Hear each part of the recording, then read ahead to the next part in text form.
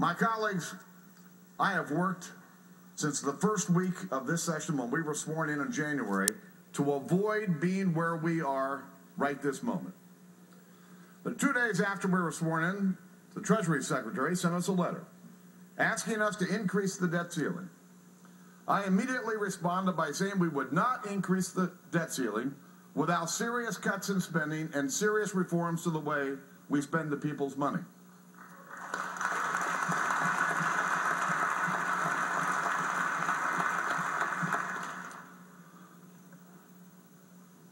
We passed a budget.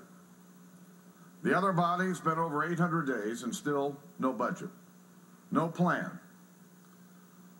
This will be the second bill we sent over to the Senate, and yet not one piece of legislation out of the Senate that's passed that deals with this crisis. And my colleagues, I can tell you that I have worked with the President and the administration since the beginning of this year to avoid being in this spot.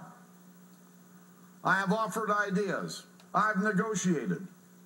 Not one time did the administration ever put any plan on the table.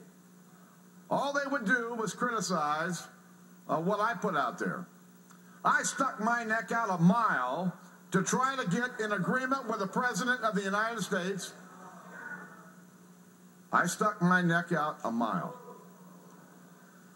And I put revenues on the table in order to try to come to an agreement to avert us being where we are.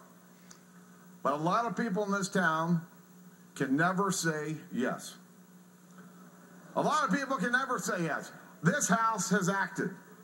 And it is time for the administration and time for our colleagues across the aisle, put something on the table. Tell us where you are.